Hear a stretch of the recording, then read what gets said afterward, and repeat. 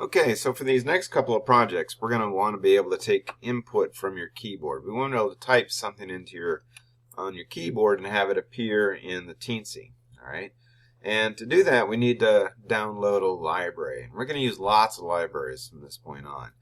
Anytime we get a cool new device like a temperature humidity sensor or a keypad or one of these graphical displays or the LCD, we're going to be using, like this one, we're going to be using libraries. And you need to know how to install a library. So let's start off with installing the Skif, which is the Serial Keyboard Interface library. And it was written by Chris Odom, and I converted it into a library. And to get to it, just go to our website, and then go to Files. And then from Files, go to Modules for GS Students. And then you want to download the Skif. Okay, so just click over here and download it. And you can see it downloads if you're using a Windows machine. I don't know how it appears on a Mac. Now go to Arduino once it's downloaded. And I'm just playing with the last piece of code that we had up. And I'm going to go ahead now and I'm going to roll that library in. So I'm going to click on Sketch, Include Library, and at the top I'm going to select Add Zip Library. And then from there I simply want to find it. So I'm going to go to Downloads. Come on, where's it at? Oh, there we go. It's probably up here. So I just downloaded it, and it's the Skif. I should have that sorted by date, but it looks like it's alphabetical. Let me find it, and it's a zip file. Oh, I should organize this a little bit better. Sorry. Skif, there it is. I'll move it over one more so you can actually see it. There's the Skif. It's a zip, and I'm going to say Open. And then what will happen is if it worked, you're going to see the library was added to your libraries. Check the Include Library menu. I'm actually just going to go straight to Examples, File, Example. And then what should happen is way down at the bottom, and I have lots of libraries, so yours probably won't take as long to find, you'll find the Skif. And then I'm going to load what's called Skif Test. And Skif Test pops right up. Okay. And let me go ahead and get this minimized and out of here. We're done with that. For the moment, we are, let me get this one highlighted and minimized. Okay. So let's just go ahead and load this. And what you're going to see is it's going to run a loop. I'm going to open up my serial monitor. And the first thing it does is says enter an integer. So I'm going to type in an integer. I don't know, 1, 2, 3, and hit enter. And it accepted it in, and now it says enter a float 1.23. Okay, and it accepted it. Oh, there's a lot of information here about if you want to change the format of that. If you want decimals, use a comma after the variable, etc., etc. Now I'm going to enter a character. So let's go with an A. And a byte, just anything really, just a single. I'll just put that in there, which is, it could tell you that it's, for example, I entered a character 5, as in not a number 5, but a character 5. In other words, I pushed the 5 on my keyboard, and it turns out that actually in ASCII, that's a 53. Okay, and then we could think about that in binary, but that's a different thing. And then it says enter a string. My name is Brian. Okay, and then it repeats itself. All right, so all the pieces of all of this are in here. Okay, so if I include the Skif, and I'll demonstrate it here in just a moment. I'll pause it and do a quick little demonstration. If I include the Skif, then I can use any of these tools to do whatever it is that I want. Okay? So let me pause it, set this up, and I'll be right back. Okay, so let me create a sketch that's going to collect, for example, my first name, my last name, and my age, and it's going to output, for example, the year I was born. Okay, so I'm going to make a new sketch, and like I said, I have to have this information here, so I'm going to copy actually all of this, and I'm going to replace my setup. Alright, so now I have the Skif include and I have the Skif object, alright, which we'll get into at another time, but I have these two lines of very important code, and I have in fact opened up a serial port. And I'll do what I oftentimes do. I'm going to make a demo 1 code right here, and I'll call it demo 1. Call that demo 1. Get rid of this line. Okay.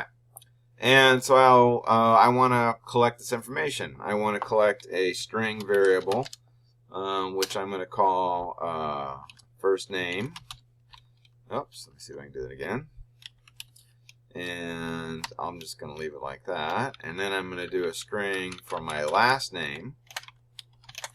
And I'll just make that L name. And then I need an integer variable for my age, and I need I'll create an integer variable for year born. Okay, so now I've got all the variable bits that I need. All right. So the first thing I need to do is I need to get my first and last name. So that would be a string. Okay, we're talking about a string of characters, so that's a string. So I'm going to go down here, and I'm going to copy these 2 lines, and I'm going to put it right here, and I'm going to change this. Enter your first name. Y'all, I'll make it flip around. Your last name.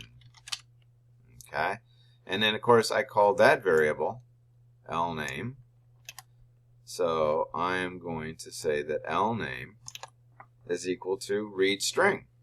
Okay, and then I'm going to do enter my first name, so I'm going to copy this, I'm going to paste it, enter my first name,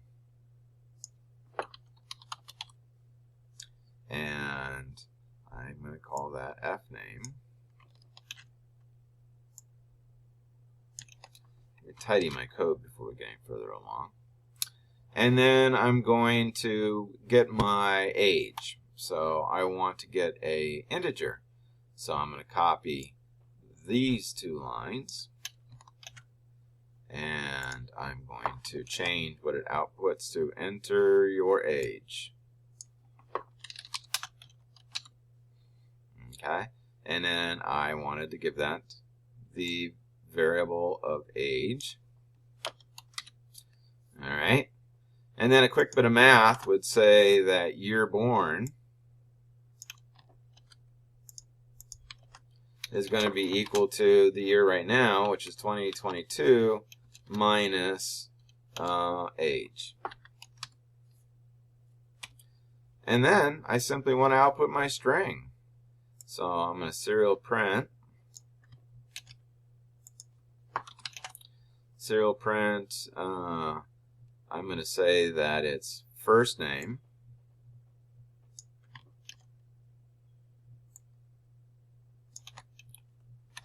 plus, oops, backspace, plus last name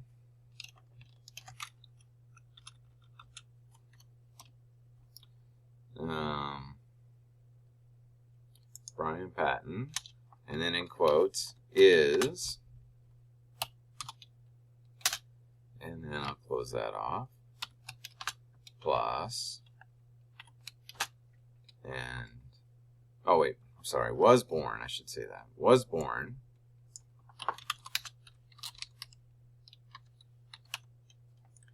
and then I want to concatenate that, so I'm going to make that a string.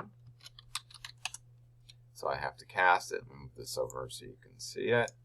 And then we're going to take the year born.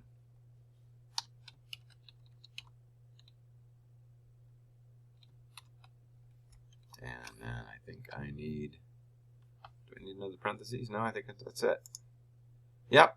Okay, so the only thing is I know that it's going to look funny here because I don't allow myself to have extra spaces. I can't just add it in. So I am going to have to do a little sneak in here of a space. So I'm going to say space plus. Okay. So if I run demo 1,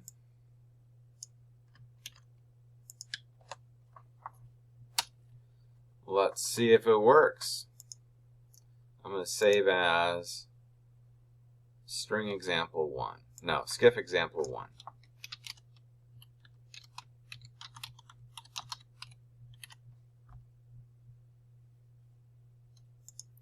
And run it.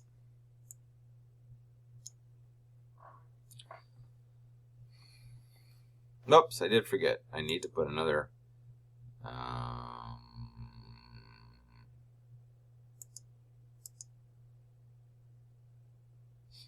hold on, let me pause it, find this problem. Anybody see it before me? It's because I forgot to put the plus right here. Alright, and then let's load it up.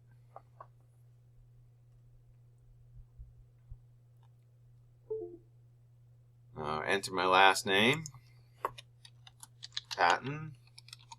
Enter my first name, Brian. Enter my age, 58. And Brian Patton was born in 1964. Okay, and then it repeats itself. So I'm going to pause with this particular video, or end this one, and then we'll pick up another video, and we'll talk about doing sort of a text-based game. And I will see you guys in just a few moments.